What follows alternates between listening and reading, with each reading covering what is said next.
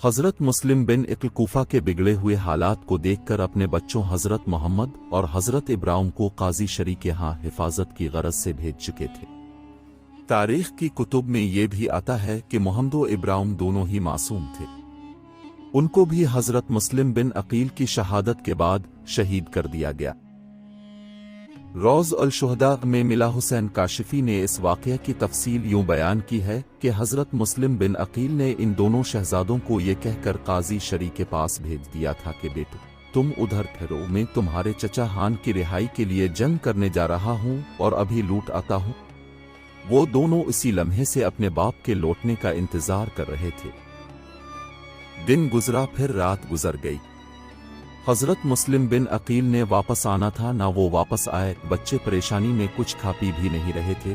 काजी शरी भी बच्चों की हालत देखकर आह भर कर सर झुका लेते, क्योंकि वो बच्चों को असल बात बताने की हिम्मत नहीं कर पा रहे थे।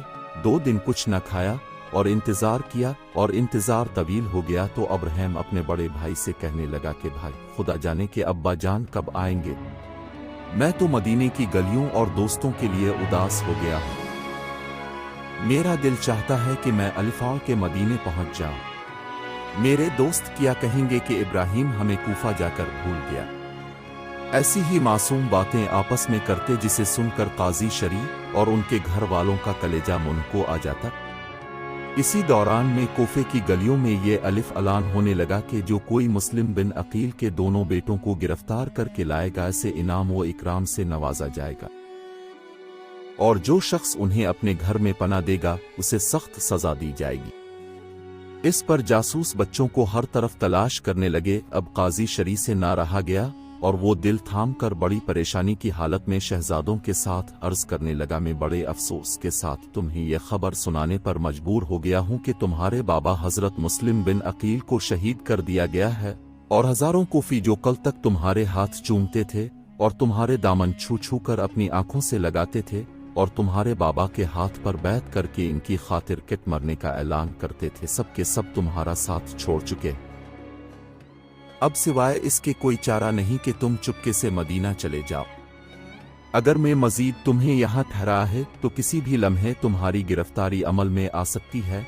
उन्होंने अपने बेटे असद को बुलाकर कहा, मैंने सुना है कि आज बाब अल-इराकियन से एक काफिला मदीना रवाना होने वाला है। इन दोनों को वहां ले जाओ और किसी हमदर्द और मुहिम अहल बैत के सुपुर्द करके इसको हालात से आगाह कर देना, और ताकीद कर देना कि इन दोनों को बहिफाजत मदीने पहुंचा दे।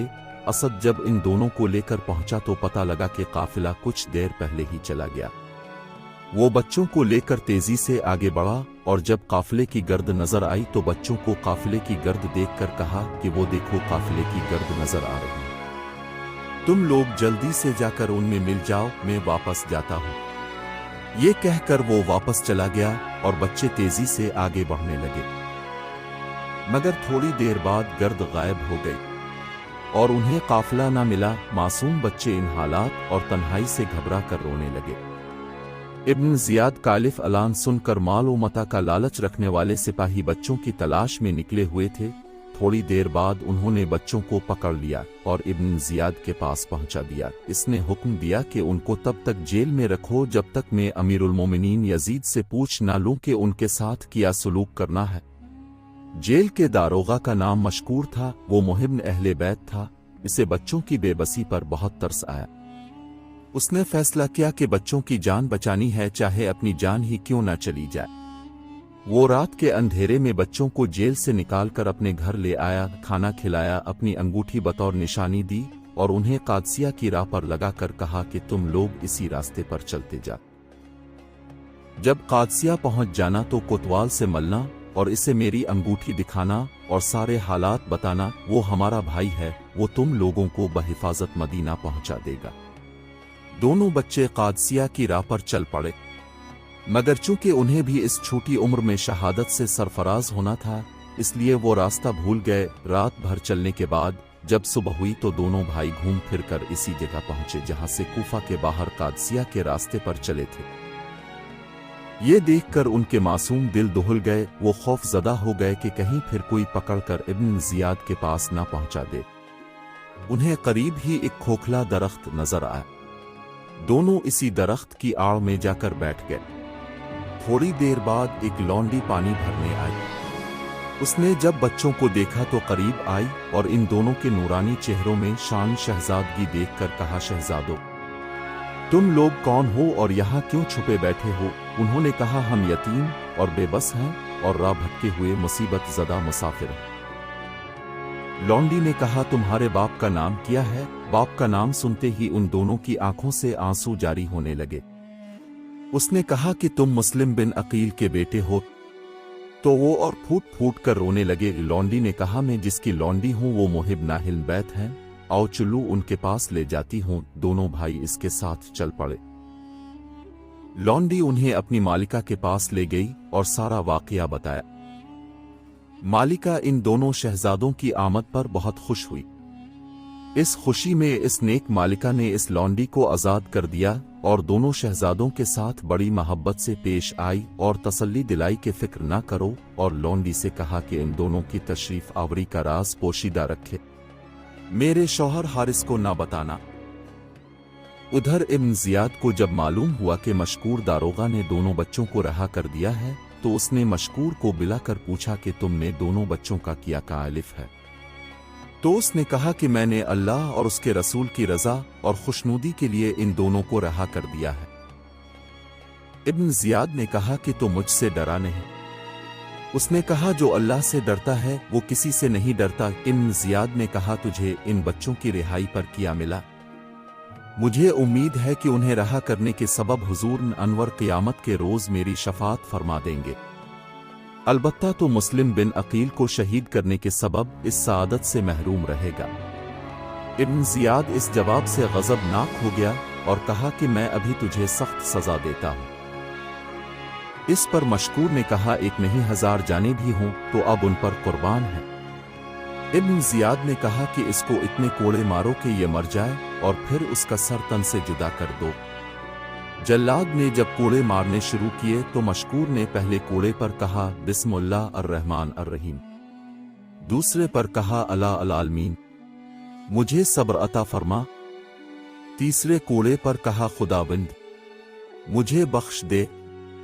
चौथे पर कहा, अला अल आलमीन, मुझे अहले नबुव्वत की मोहब्बत में ये सजा मिल रही है। पांचवी पर कहा, या इलाही, मुझे अपने रसूल पाक और उनके बैत अतहार के पास पहुंचा दे। फिर इसके बाद खामोश हो गए और जल्लाद ने उनका काम तमाम कर दिया।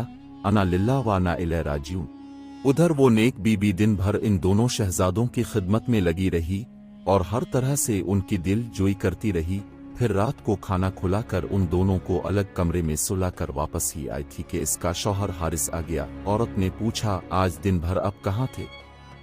हारिस ने कहा कि दारोगा मशकूर ने मुस्लिम बिन अकील के बच्चों को रहा कर दिया तो अमीर उबैदुल्लाह बिन जियाद ने अलिफ ऐलान किया कि जो शख्स उनको पकड़ कर लाएगा इसे बहुत इनाम दिया जाएगा। मैं उन्हीं बच्चों की तलाश में दिन भर परेशान रहा, यहां तक कि इस भाग दौड़ में मेरा घोड़ा भी मर गया और मुझे उनकी तलाश में पैदल चलना पड़ा। औरत ने कहा कि अल्लाह से डरो और अहल बैत के बारे में ऐसा ख्याल दिल से निकाल दो। उसने कहा, चुप रह, तुझे क्या मालूम कि इब्न जियाद ने कहा है कि जो शख्स उन बच्चों को लाएगा वो उसे माला माल कर देगा। और लोग भी बच्चों की तलाश में लगे रहे हैं। औरत ने कहा कि कितने बदनसीब हैं लोग जो दुनिया के खातिर उन यतीम बच्चों को दुश्मन के हवाले करने के लिए तलाश में लगे हुए हैं और इस दुनिया के एवज अपना दीन बर्बाद कर रहे हैं। कल हश्र में वो रसूल खुदा को क्या मुंह दिखाएंगे? हारिस का दिल तबाह हो चुका था। बीवी के समझाने का इस पर कोई असर न हुआ। उसने कहा कि नसीहत की जरूरत नहीं है, मैं नफा नुकसान खुद समझता हूं। चल तो खाना ला। और वो खाना खाकर सो गया। आधी रात के बाद बड़े भाई मोहम्मद ने ख्वाब देखा और बेदार होकर छोटे भाई को जगाते हुए कहा कि उठो, अब सोने का वक्त नहीं रहा, हमारी शहादत का वक्त भी करीब आ गया है। अभी मैंने अब्बाजान को देखा, वो नबीन करीम, हजरत अली, हजरत फातिमा और हजरत हसन के साथ जन्नत की सैर कर रहे हैं।